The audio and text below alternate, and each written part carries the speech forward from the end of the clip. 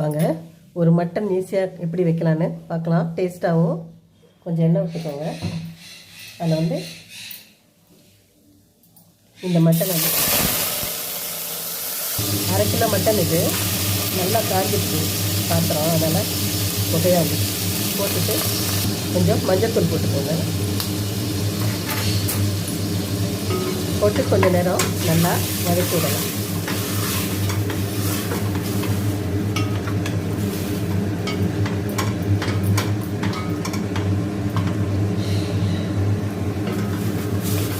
நல்லா ஒரு 2 நிமிஷத்துக்கு இதை நல்லா வதக்கிக்கோங்க. கொஞ்சம் அதில் இருக்க தண்ணியெல்லாம் வெளியில் வந்து இந்த ஸ்மெல்லு கொஞ்சம் போட்டோம். வதக்கிட்டு சின்ன வெங்காயம் ஒரு 200 கிராம் கிட்ட 150 கிராம் எடுத்து வச்சுருக்கேன் 1/2 கிலோ மட்டனுக்கு. அதை அப்படியே இதில் போட்டுருவோம். 3 தக்காளி பழம் வெட்டி வச்சுருக்கேன், அதையும் சேர்த்து. இஞ்சி பூண்டு பேஸ்ட்டு 1 ஸ்பூனு, ஒரு 2 ஸ்பூன் தயிர்,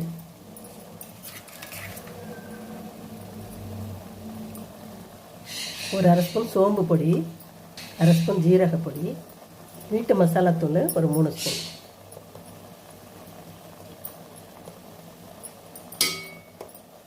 போட்டு கொஞ்சம் உப்பு போட்டுட்டு குக்கரை மூடி ஒரு விசில் கையிலையும் 4 விசில் வந்து சிம்மிலையும் வச்சு விட்டுருவோம். நல்லா கலக்கி விட்டுட்டு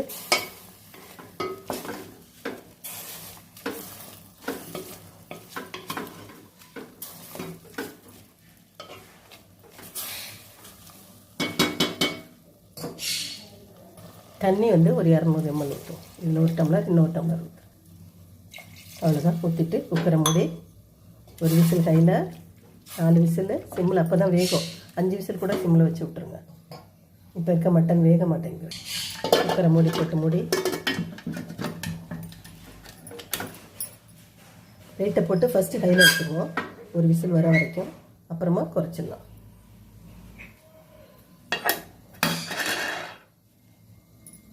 குக்கர் விசில் வந்து ஆஃப் பண்ணியாச்சு. இப்போ வந்து அடுத்தது என்ன பண்ணலான்னு பார்க்கலாம்.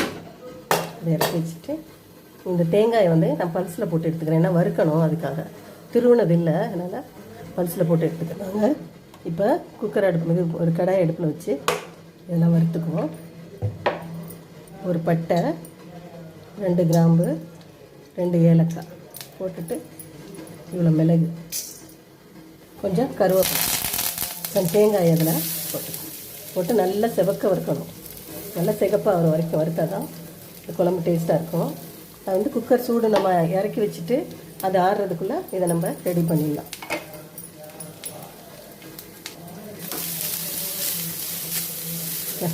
அரைச்சதை விட்டு போயிருப்பாரு.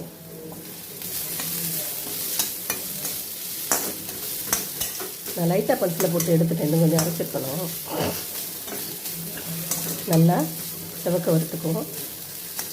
நல்லா கொஞ்சம் இந்த அளவுக்கு செவக்க வறுத்து ஆற வச்சுட்டு இதை இப்போ மிக்சியில் போட்டு நம்ம அரைச்சிடலாம். ஓரளவுக்கு சிவப்பாயிடுச்சு. இன்னும் நல்லா வறுத்தா நல்லாயிருக்கும்னா இப்போ கொஞ்சம் செவக்கவே வறுத்து எடுத்துக்கோங்க. ஆஃப் பண்ணிடலாம். ஸ்டவ் ஆஃப் பண்ணிவிட்டு ஆற வச்சிடலாம். வாங்க தேங்காய் அரைக்கிறப்ப ஒரு டேபிள் ஸ்பூனு பொட்டுக்கடலை போட்டு அரைச்சிக்கலாம். அப்போ தான் குழம்பு நீத்து போகாமல் நல்லாயிருக்கும். வாங்க பார்க்கலாம். இப்போ மட்டனை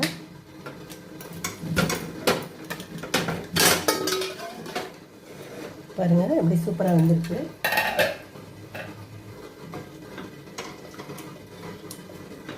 கறியை பார்த்தாலே தெரியுது பாருங்கள், அப்படியே பஞ்சு மாதிரி வெந்துருச்சு. இப்போ வந்து என்ன பண்ணலாம், ஸ்டவ்வை பற்ற வச்சுக்குவோம்.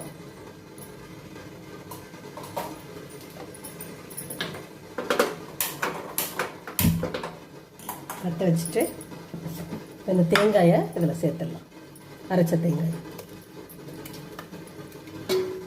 அதை கழுவி கொஞ்சம் தண்ணி ஊற்றணும். தேங்காய் வந்து அரைக்கையிலே வந்து அவ்வளோ வாசம் அடிக்கும். ஏன்னா பட்டை கிராம்பெல்லாம் வறுத்துருக்கோம்ல தேங்காயும் போட்டு, அதனால் பயங்கர வாசமாக இருக்கும். குழம்பு நல்லா டேஸ்ட்டாக இருக்கும். பயப்படாமல் வைங்க, ரொம்ப நல்லாயிருக்கும். இட்லி, தோசை, ஆப்பம், பூரி, சப்பாத்தி எல்லாத்துக்கும் சாப்பிட்லாம் இந்த மட்டன் குழம்பு. சாதத்துக்கும் ரொம்ப நல்லாயிருக்கும். சாதத்துக்கு தான் நான் இப்போ வைக்கிறேன். இட்லிக்கு, சாதத்துக்கு எல்லாத்துக்கும் சூப்பராக இருக்கும். இப்போ வாயில் ஊற்றி பார்த்துட்டு உப்பு பத்தலைன்னா கொஞ்சம் போட்டுக்கலாம். தண்ணி உங்களுக்கு எந்த அளவு வேணும்னு பார்த்துக்கோங்க. குழம்பு எந்த அளவுக்கு திக்னஸ் வேணும்னு பார்த்துக்கோங்க. பார்த்துக்கிட்டு நீங்கள் இன்னும் தண்ணி வேணும்னா ஊற்றிக்க. ரொம்ப ஊற்றாதீங்க, ஒரு மீடியமாக தான் இருக்கணும். ரொம்ப குளக்குளன்னு இருக்கக்கூடாது, ரொம்ப இதாகவும் இருக்கக்கூடாது, தண்ணியாகவும் இருக்கக்கூடாது.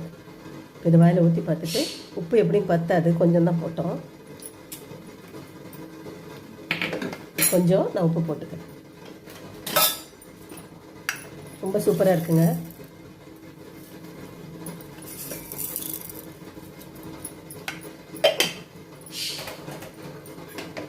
கொதிக்கட்டும். கொதித்தோடனே தாளிச்சிடுவோம். நான் வந்து கடுகு தாளித்து ஊற்றுவேன், எனக்கு பிடிக்கும். நீங்கள் அப்படி இல்லைன்னா கொஞ்சம் எண்ணெய் விட்டு சோம்பு தாளித்து கருவேப்பிலை போட்டு லாஸ்ட்டாக தாளித்து ஊற்றுனீங்கன்னா பார்க்க அழகாக சூப்பராக இருக்கும், சாப்பிட்றதுக்கும் டேஸ்ட்டாக இருக்கும்.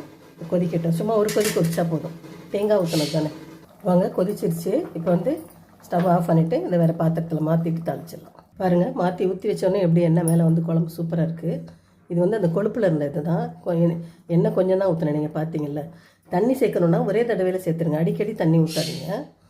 அந்த தேங்காய் அரைச்சி ஊற்றுறப்பயே எவ்வளோ தண்ணி தேவையோ அந்த அளவு ஊற்றிடுங்க. வந்து தாளிக்கலாம். வாங்க, அது கொஞ்சம் நல்லெண்ணெய் விட்டுக்கிறேன் நான்.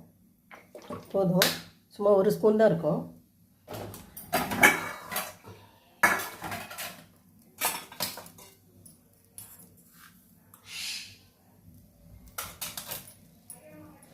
ஒரு அரை ஸ்பூனு கடுகு. வாங்க, இப்போ கருவேப்பிலை போட்டுடலாம். கருவேப்பிலை சூப்பராக வெடிக்குதுங்க. உழவர் சந்தையில் வாங்கினது கருவேப்பிலை இப்படி வெடித்து நான் பார்த்ததே இல்லை, ரொம்ப நாள் ஆச்சு. அது மாதிரி அதில் ஊற்றிக்கலாம். நீங்கள் கடுகு பிடிக்காதுன்னா சோம்பு கூட தளிச்சிடுங்க. ஆனால் இது சூப்பராக இருக்கும், சாப்பிட்டு பாருங்கள் நீங்கள், ரொம்ப நல்லாயிருக்கும்.